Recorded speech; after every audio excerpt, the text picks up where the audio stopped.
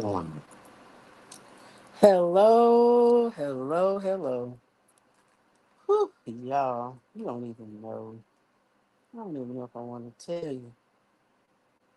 All I can say is frustrations, frustration.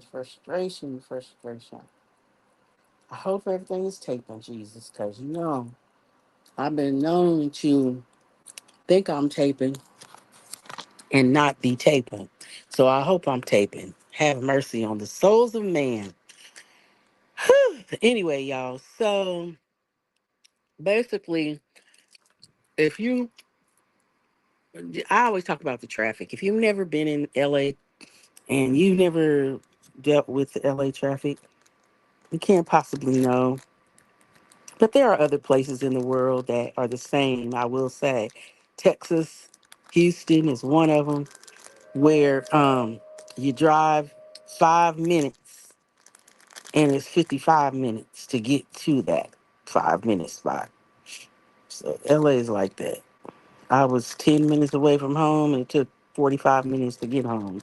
So then, as I'm coming around the corner, you know how when you're rushing and stuff, first thing you do is, you just want all of your turns and everything to be working out for you. But sometimes they do not work out because the people, Jesus, they in your way. So anyway, lady hanging out in the middle of the street, I'm honking, she looking at me like I'm doing something wrong. Ah. And I try to stay unbothered. And for the most part, I do pretty well. But there are days, there are moments, there are times when Jesus take the wheel and be a fence. That's all I can say. That's really all I can say. But anyway, I wanted to talk to you all about biblical things, but not biblical things, but the Bible itself. This morning, I had the privilege of having a young lady get into my Uber, and she and we were, I meet no stranger, as y'all know. So, with that being said, as she was in my Uber, she started telling me how, she was like, "Do you believe in the Bible?" And I was like, "Yeah, I do." And so she said, "Well, I want to start reading it." And I was like, "Well, you should." And she was like,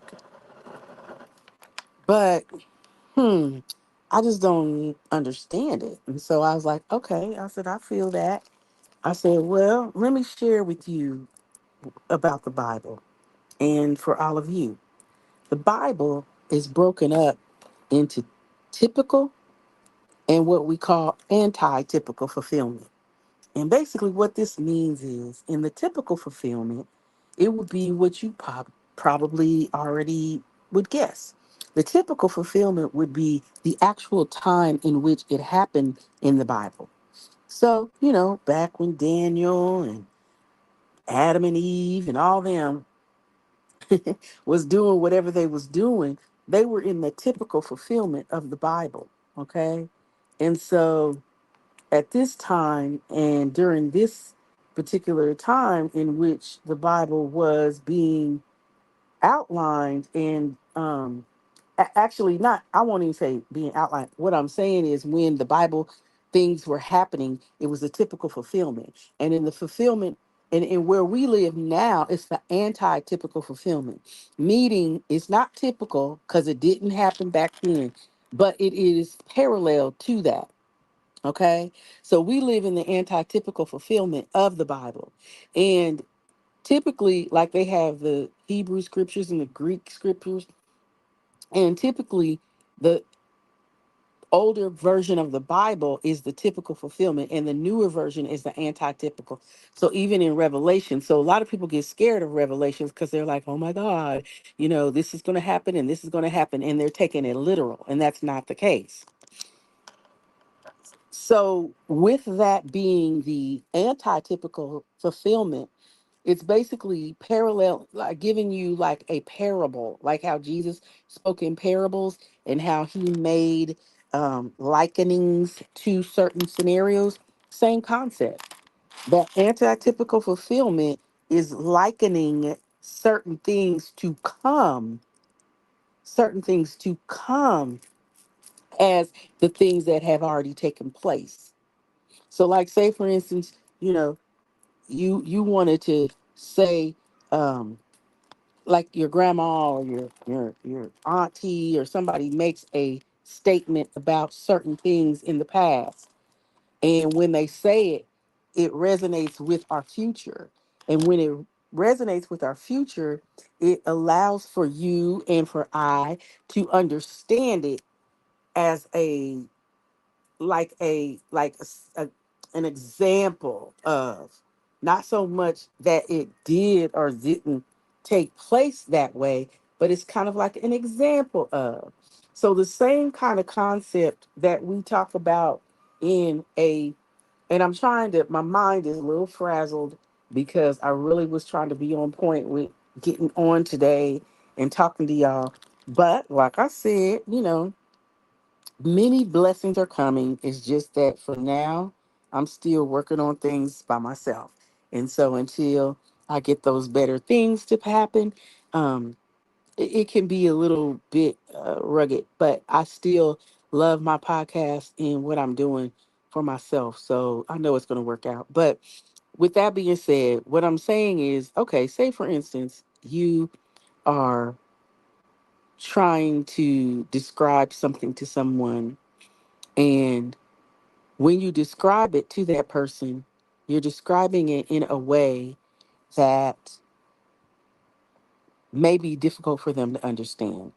So, what God has done, especially with the Bible and any type of fulfillment of things to come, is made it so that we can look at what actually happened in the past and liken it to what's going on in our present. And so, the one thing that I think hems people up about the Bible is that people like to think that it's being very literal when it's not. So in a scenario where it's talking about um, certain things, like in Revelation, well, people will run to the mountain and the mountain will not be there. Now, over the years, there have been a lot of churches, preachers, and stuff like that that didn't really teach that correctly. But now people are starting to get the correct understanding of what is being said. And what was being said was that the mountain is our government. Now, again, a lot of people understood this way back then, and some people didn't. And in Revelation, it's talking about the mountain. And the mountain is supposed to be the government. And people will run to the mountain, and the mountain will not be, or will not protect them, and will not shield them, so on and so forth. And that's the government. And so when we talk about the different things that we're likening these to, there are also different stories and scenarios in the Hebrew scriptures that actually depict the same things that we're going through now in what we call the Greek scriptures. Okay. The Greek scriptures. So when we talk about it, and a lot of people who are maybe not Christians or whatever, I mean, I don't know, because I'm really not stressing what I'm talking about today on your religion or what your beliefs are. I'm mainly saying when you talk about the Bible, and you're trying to understand it, you have to read it in a sense of, you go, like a lot of people think they can go from the beginning to the end. It doesn't, it's not taught like that. It skips around in that you might start in Genesis. Genesis lays your foundation and shows you, like, in the beginning the word was, and the word was with God, and the word was a God. So many Bibles say it differently, but basically that's what it's saying. Okay. But with that being said, that beginning in Genesis, and even when you use the word Genesis, like, you hear a lot of rappers because they're so intelligent. And see, people don't give rappers their due diligence, because they study the things that they're trying to say, because they're lyricists, and because they're lyricists, they're basically explaining to you things that they learned, things that they're taught, and things that actually really mean what they're saying, but they use it in a rap song as like saying, they might say Genesis, but meaning beginning. And it may be a parallel to what they're speaking on. And I can't even think of any lyrics now, but I swear I'll be rapping in the car. So when you're listening to a rap song and you hear somebody do, and I right now I can't think of what the proper terminology is, but if a rapper is rapping and then he might say, go to the beginning of the line, Genesis. you know I know it might be a little corny, but that's not the point. The point is he's saying go to the beginning of the line, and the beginning is also Genesis, because Genesis is in the beginning, not only of the Bible, but it is meant to mean beginning. So when we talk about that, our common rappers these days, they are basically doing what the Bible does. And everybody that, like, this is just so deep. They're basically teaching in the way that the Bible has been teaching, number one. And that is by it saying, you know, we're gonna go to the beginning and so on and so forth. So it's teaching you that, right? So a lot of times when rappers are rapping, they're basically doing the same thing that the Bible does, and that is using parables and anti-typical and typical fulfillment. Um or or or you could look at it like using a giving you a common day definition matched up with an old definition. And so again, a lot of this is because of understanding, comprehension, and direction. So people, they're trying to get you to understand what they're saying. And so when it comes down to it, a lot of people don't have a problem when it comes down to that. But when they go to the Bible, it's like, wait a minute, it's kind of scary. It's kind of, making me think that something big is going to happen. And when it does, then I'm not going to be able to handle it because blah, blah, blah, yada, yada, yada. When in fact, it is the only fear that we should have is fear of God. And in that sense, not even fear like, ah, a monster, more like fear that that he is powerful and that God is the almighty, and he can perform and do things in such a way that will bring people to their knees if they need to be. But with that being said, I just wanted to liken and help you understand when we talk about the Bible, how it's likened to many things that we're familiar with. And so when you think about what it is that you are trying to study, learn, or get from the Bible, go into it with that mentality so that you are able to comprehend what you're reading. You can't just read it and start at Genesis and then go to Exodus and then go to the next chapter. Sometimes you have to read it, and you'll notice in many Bibles there are footnotes, and at the bottom of the page or at the back of the Bible or in your table of contents, it will give you direction on what these footnotes and where they can be found and what it is that they're meaning and where they're directing you.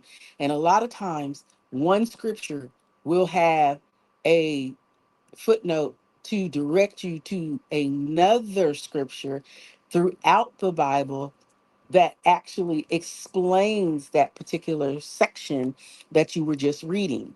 And when it does that, it's telling you certain things that will allow you to understand what it is that you've read. And in any type of studying that we do, whether it be spiritual or whether it be secular, we do have to break things down. I tell you guys all the time, even if you're having a bad day, you're getting mad, you got to break it down and find out what made me mad.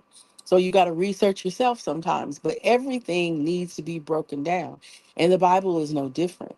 A lot of people, this is not anything new for people who study the Bible, who study, there are books that people have made and organizations have made to help comprehend what you're learning. And you can do your research and find out who, what, when, where, and why. Somebody would give you something that would be a little bit more comprehensible so that you can understand what it is that you're learning. But my main thing to you is don't just go to the Bible. This is what many people do in modern day Christianity, is that they actually will try to cuss somebody out basically nicely because they don't want to get labeled as cussing you out, and then going to the Bible for it because they still want to be seen as good. So what they do is they will go and they'll say something like, well, you can't do this, you can't do that. Go to the Bible and find a scripture that says something to that effect. When in fact, what they're looking up and trying to point out to you or the individual has absolutely nothing to do with what they're trying to emphasize. Okay. Like there's this one Bible, okay, one verse in the Bible. It's in the King James Version, and that's an old version of the Bible. And it talks about men being put in shambles. Okay. Okay, shambles is, if you were to use that as a if we were to use that as a term that we have in modern day, shambles is like all in disarray and all messed up and all crazy or whatever. That's what shambles means in modern day definition. But in that particular section of the Bible, shambles was a meat market, and it was actually talking about a meat market. So that's the reason why you have to study the Bible and find out the different meanings and find out exactly what it's talking about. And like I said, those footnotes of the Bible in whichever Bible that you are utilizing will give you that direction. Okay. So I wanted to touch base on that a little bit, but then I wanted to back up a little bit because what I really want to emphasize is how we all have gotten to this place. Now, the young generation is very inquisitive. They want to know things, they're trying to understand things, and depending on how, and when I say young generation, I mean, and again, I don't know what gen it is, Z or X, but uh, well, I don't know if it's Y or Z, but it's the generation that's the youngest right now, but they're adults. So like 21, 22, 23, 24, 25, and then maybe 26, but some 27, 8. So maybe let's just say 27, because when you get to 28 and 29, I think that's more like millennium. But what the point that I'm making is that when we talk about this younger generation, they have a lot of questions, and there's a lot of they're inquisitive about a lot of things. Now, some people start facing or directing themselves to the Bible when they've faced difficult times. Okay. And a lot of the old school people say, well, why you just go to the Bible in a time of need? You should be going to the Bible all the time. You know what I'm saying? But unfortunately, it doesn't happen like that. You know what I'm saying? Because especially, and this is bringing me to COVID, during COVID times, we didn't have the opportunity to fraternize and go to church and be out in the public like we normally would have, right? We had to pretty much be secluded and housed within our own um, families and environments and things like that. So we weren't able to get out and about. And when we weren't able to get out and about, we then started wondering, are we ever going to get out and about? We were locked inside. That's the first time that's ever happened in my lifetime. And for so many, even those who are much, much older than me, never seen that. And the people that did see it may or may not be living any longer. You know what I'm saying? Because it would have been back during the Depression or maybe even before then. And I don't even know if ever, really, guys. I don't. I can't even speak to it. But what I can say is this: during this particular time in which COVID became very, we were very, it was just ambiguous in terms of where we were going.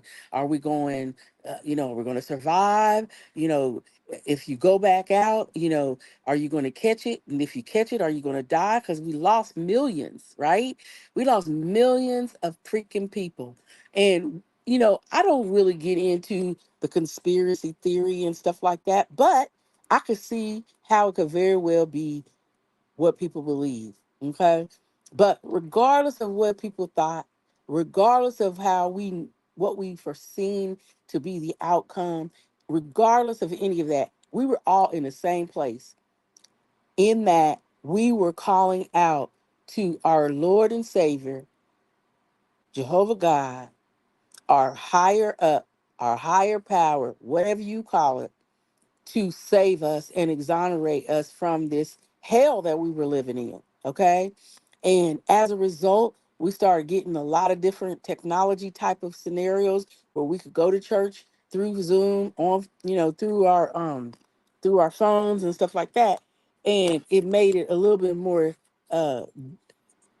little bit easier to deal with because now we had an option, right? We had ways that we could facilitate our need to have this spirituality. Okay. And so, with that being the case, one of the things is that people start reaching out from a different perspective, and many people formed groups where they were just going through the Bible. And I'll never forget, this reminds me, I'm telling you, like back in Kansas when me and my sister, when we were growing up, back then, I'm not saying it was ever okay for your parents to leave you home by yourself, but a lot of us were home by ourselves. We were called latchkey kids. At some point, they named it latchkey kids. Anyway, look it up. But we would stay home. And in Kansas, they had tornadoes and thunderstorms, and they would make big booming sounds. And it sounded like the end of the world, child, to a 10 and 13-year old, or a 10 and, I guess if I say 10 and a 7-year old, because I was 10, my sister was 7, maybe. But our mom would have to work and she wouldn't get off until a certain time. And for whatever reason, we weren't thinking like, oh my gosh, this big booming thunderstorm is going to, kill us all. We just knew that if our mom was here, it was all better. Okay. So my point though is the immediately we would go get the Bible and y'all, it was a trip because we went to the Bible and we started finding different things in the Bible and reading it out loud because that was what we knew, number one, on a spiritual level. And that's all we knew. And even though we knew to pray, we still went and got the Bible because for whatever reason that made us feel better, So during COVID, we had some of the same scenarios where people were actually forming groups and going over the Bible and trying to, figure out what this meant. And in doing so, they started reading into these different chapters because, they hearing their parents, their grandparents, whoever tell them, oh my gosh, this is the end of the world. This is the time of fulfillment. This is that, so on and so forth. Now, while it is true that we do know, and a lot of people do believe, and a lot of us do believe that we're in a time of fulfillment in the Bible in which we are basically being shown that things that have been prophesied to happen are happening. And people talk about Nostradamus. Nostradamus, he was you have to look it up, but he was as far as what his exact title was, but more or less he was a prophet in some beliefs where he prophesied things that were to come, and many of those things have happened. So people believe that he was somehow a modern day um psychic, or like I said, prophet that prophesied things. But these things have really come from beyond, further back, when the Dead Sea Scrolls were found. The Dead Sea Scrolls, look it up. You got to look it up, guys, because we're not talking about it in totality. But the Dead Sea Scrolls were basically scrolls that were diaries of what happened back in the day, way, way, way before Christ's era, in Christ's common era, different times before. we were here, but they were like kind of like how people bury stuff in a bottle and throw it in the ocean, and then years later somebody finds it. Same concept. Dead Sea Scrolls were documents of what happened back in the day, and they were left and buried, and then discovered, and from there, King James formed the Bible. But there's a lot of things that were left out because there were things that weren't known, and some people say because of this, there are mistakes that are in the Bible, the King James Version. And later on, we came up with New World translations and different translations that actually were, alleged to correct these, make some of these corrections. If they didn't do anything else, they not only made some corrections, but they also interpreted understanding, so that when you do look in a more modern Bible, or the New World Translation, as they most are called, it will basically help you understand the Bible better, because it is defining some of those topics and words that were very confusing, and left people wondering, wait a minute, why is it saying this and it means this? So anyway, with all that being said, those Dead Sea Scrolls were similar to like writing a message and leaving it in a bottle. And so someone found it later and interpreted it. But gosh, that's my blood sugar thing going off, y'all. It's driving me nuts. I get it, okay? Leave me alone. Um, I didn't eat. I ate something I wasn't supposed to eat. So it's higher than it's normally high than it's supposed to be. Anyway, moving on. It's funny. Technology is awesome, but sometimes it's annoying. But with that being said, and all these different interpretations of what things mean in the Bible, it is imperative again that you do your research. And there are again many books out there that will help you to understand this. But during COVID, many people form these different groups, and in these groups they started reading different things from the Bible and saying, do you think it means this, do you think it means that? And so one of the things that the Bible for sure admonishes against is leaning upon your own understanding. And it says that because people start in thinking that, okay, well, I'm a interpret it this way, and in doing that, I'm going to believe that it means this. Well, this is how we get a lot of misconception about what the Bible means, is because people start interpreting things in a way, and it doesn't mean that. And that's why we do go to church, or that we should go to church, or that we should basically go in, with a group, because in the group, even though God is our only one and only direction that we should lean on, in my opinion, um, people begin to trust in others, like a preacher or a reverend or someone over the church. Now, let me tell you about our new generation. Our new generation is dead on and spot on when they start rectifying uh, things like saying, well, he's just a man. How can that man just tell me what to do? He's just a man. How did he get to be better than us? Now, the preacher might say, well, I'm better because I studied this. I studied as a theologian, and because I'm in my studies in theology, I'm better at this than you. But then the young person in the younger generation may be like, well, what do you mean? You're just a human.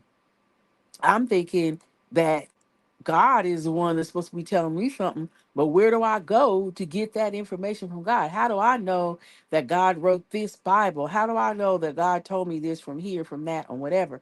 And one thing I can say to anyone that is ambiguous, feels everything has is very ambiguous and they can't figure it out, is this: that faith, okay? The definition of faith, look it up, is the assured expectation of the things hoped for, though realities not beheld. And that's even a scripture in the Bible. And why does it say the faith is the assured expectation? Because you're assured that there's an expectation coming, right? And though these realities have never been beheld, you know that basically the Super Bowl is going to produce a winner. You don't know who it is yet until we get there. but you have faith that the Super Bowl is going to come up with a winner. Okay. And this year having to be the Chiefs. Hey, sorry, Callie, but I'm a Chief for life. And we won 3 times. Yes. Okay. Anyway, moving on. Not to get anybody else pissed off. But so in a scenario like that, that's what that means. That faith is the assured expectation of realities, even though they have never been seen. Okay. So you never seen it. You don't know for sure, but you have faith that it's going to turn out that way. And the Bible and the things in the Bible and the things that are that when you hear your parents talking about prophecies and fulfillment and things like that, that's where your parents are getting that from. They're getting that from the scenario of us being taught that these are things that we have to have faith in. And so, as you young people, or even people who are like trying to understand the Bible, who aren't as young, and they're trying to understand these things, you have to go in with the preface that you are going to have faith on certain things. And in the process of you having this faith and of you gaining the understanding, oh my God, what do you want me to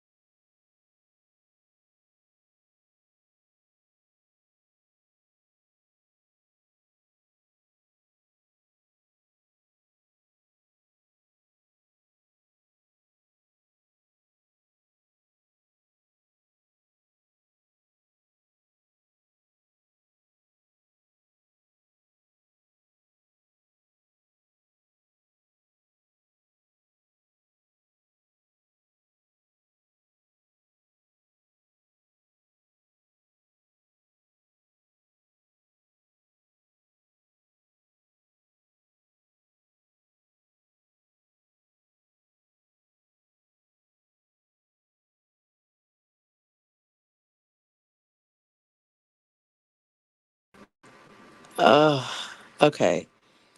I lost my signal and I just had to get it back. Sorry about that. But are you going to keep with what you're doing, or are you going to believe somebody on the street or whatever? So when you start going through your journey and you start learning about different things, then you start trusting in what you're studying opposed to what somebody's telling you. And so that's all I'm saying when we talk about the biblical understanding of what's being taught in the Bible. Lean on the understanding of what God says and in the Bible if you're going to believe it. And you'll know it because it will come to you in a way that is answering questions for you in and after moments of prayer and supplication and meditation. Okay. So, with that being said, you can't trust one way and then go against it in another way. You have to believe it or not believe it, because if you're not ready, you're going to continue to miss those cues that give you the answers that you're looking for. And I hope that helps those of you who are trying to figure out whether or not they're going to study the Bible, or if you have questions about how do I understand the Bible? What is it that I should do, and how should I do what I'm supposed to do? And I have not provided any links or anything for you to look up, because I think this is something that you have to participate in full heart. Whether you're going to do it for yourself, or you have to wholeheartedly go into it, and you have to look at it from a perspective of understanding it and finding out all the necessary guidance that you need in the research that you do to get where you need to go, because you're going to appreciate it more. you know I'm merely sitting here as a individual of encouraging you to use certain avenues to get you there, you know because it's not easy. Excuse me, especially when we have a lot of family members and different people in different understandings. But you find some people who are more passionate than others. And when you find them, it's like they are so sure that what they're saying is correct. And they're so adamant about how they're articulating what they're articulating to you as being correct. And sometimes they couldn't be further from the truth. So that's why I say and admonish you to do it on your own, and look these things up on your own, and figure these things out on your own, because no one can give you that understanding the way that it's like if you go to if you get in or go to a job interview. Would you tell them you're going to ask for a reference, right? But are you going to tell them to be the person that talks the most about you and your experience? Or are you going to tell them how well you can bake this cake? And when you bake the cake, why did you particularly do it this way? Why did you do it that way? So on and so forth. Well, the Bible is like the recipe card, if you will. It is a recipe for many, many, many, many, many things. Okay. Now, you take the recipe, and eventually you may tweak it and change it, and it becomes your very own, right? And that's the same way with your understanding of the Bible. It's not so much that I'm telling you to take it and change it. I'm not saying that. But what I am saying is, when you do study it and you do start reading it, study it deep enough so that you can gain an understanding, and then you can practice your understanding against what we, those of us who have found what we believe to be true.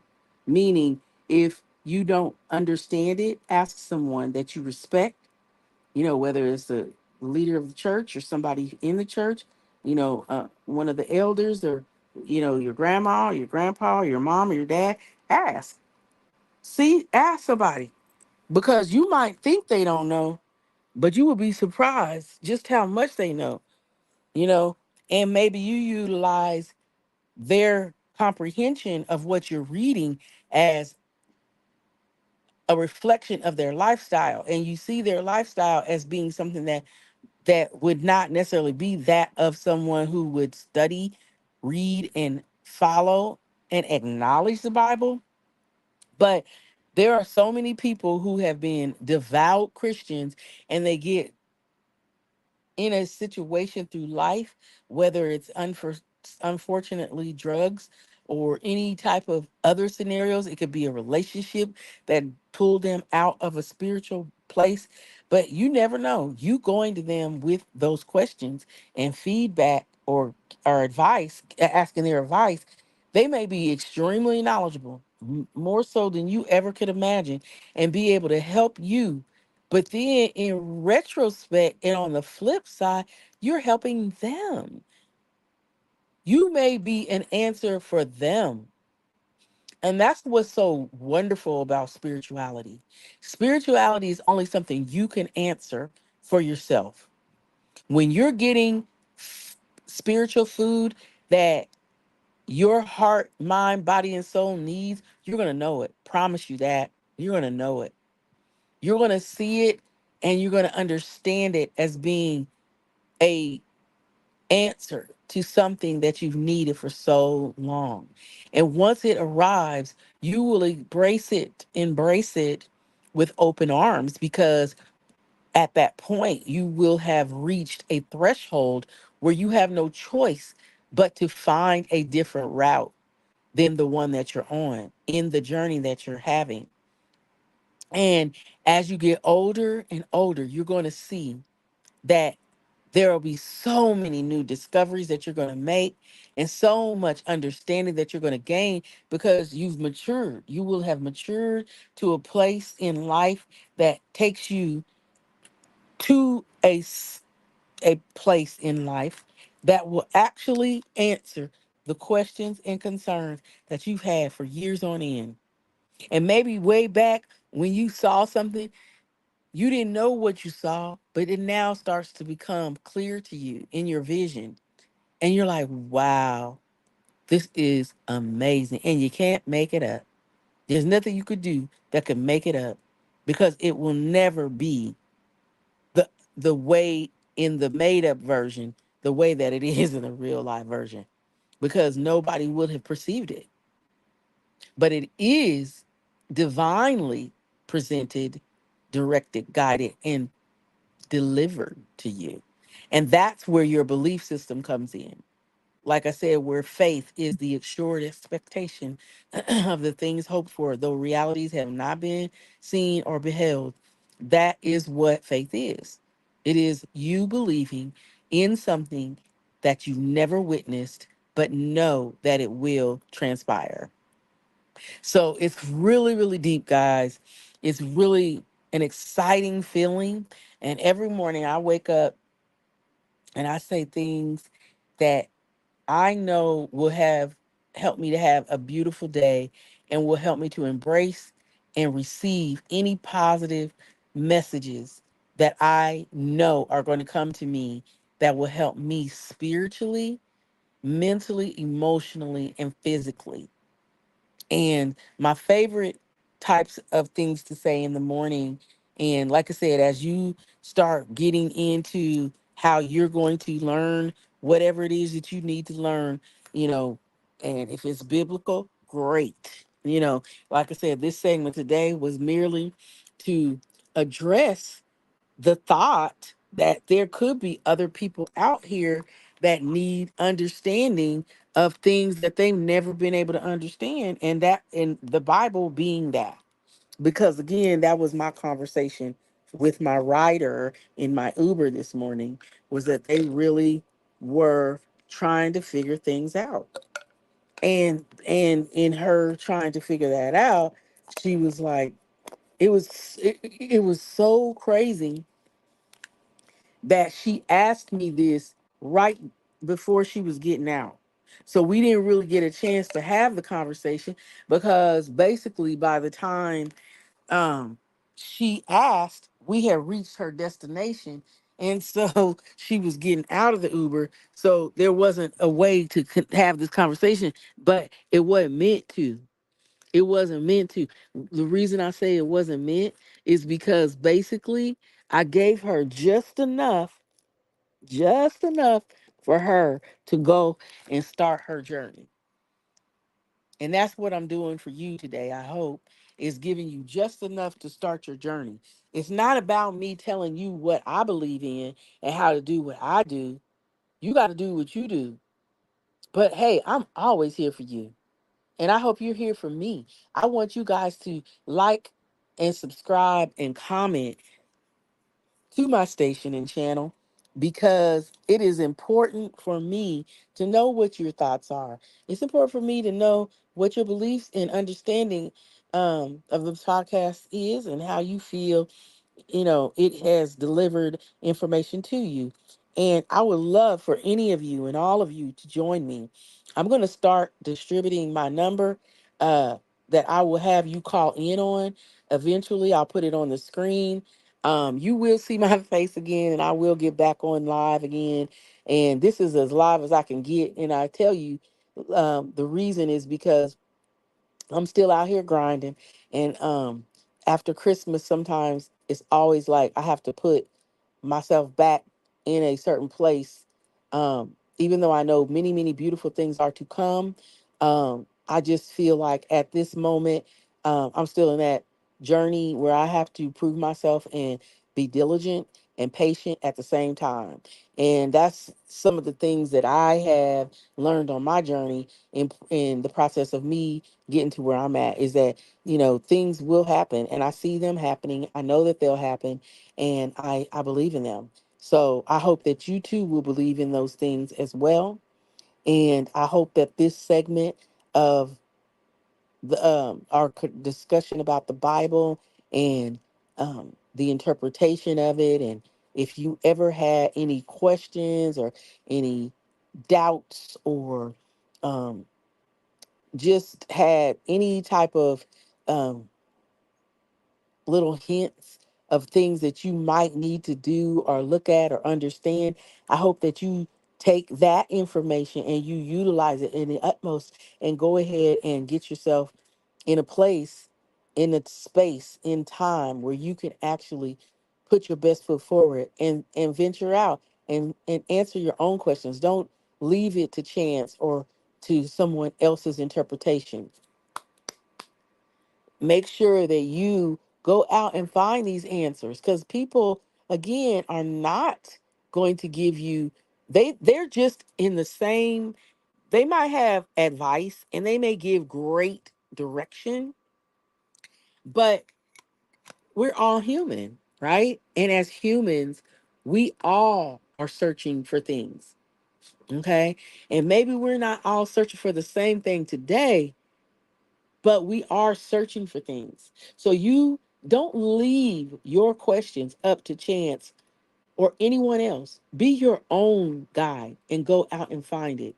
But when you have questions and you trust someone to help you with those answers, don't be afraid to ask and then use your mind to kind of guide you into realizing or not realizing whether or not these are legitimate answers that you could work with, or does it sound too far fetched? Okay, because you're going to know in your heart of hearts and in your spirit whether or not they are things that you can get with. Okay, and with that being said, I also wanted to thank you all for listening, and I love sharing my thoughts with you. And I look forward to the day where many of you will come on and share your thoughts with others and myself, and we could just have a great conversation and we're chopping it up together. But I will also share with you that with me like revamping this year, this is our third season. For some of you, you may not be aware that Dina Marie Live was actually um, started in November of 2021, which is during COVID.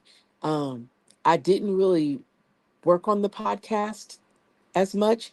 And then December of 2022 was when I officially launched and have actually been on air every day since then. But I did take a little bit of time from September, I want to say all the way up till January of this year, um, because I had surgery and I had some family things. So I took off a little bit and I revamped this year. And this is my third season. And in doing that, I've been only using up an hour for these segments because I'm really still trying to get into some other areas, and I'm working and doing other things. So I'm balancing and doing a balancing act. And it's almost kind of like I'm going backwards, but sometimes that's how I process and do things, is that instead of me starting off at an hour at one point, I started off with 2 hours and I broke it up into segments. But I really like this hour because it does give me an opportunity to kind of share with you and go into detail about an individual topic and just kind of get your feedback. But with us approaching the end of this hour, I did want to say I look forward to seeing or hearing from you guys soon. I am excited to talk with you next Thursday and see what our topic will be then. A lot of times I don't know in advance, but they just come to me when I'm out and about. And it's like, wow, this is what I'm supposed to talk about today. So I love being in an avenue. I love being, a conduit, you know, for many people and things. And you just never know when that one person is going to be hearing and listening and learning from something that you give them. And I love being able to have the opportunity to do so. So with all my love and all my heart, you guys, I'll see you next week. Thank you.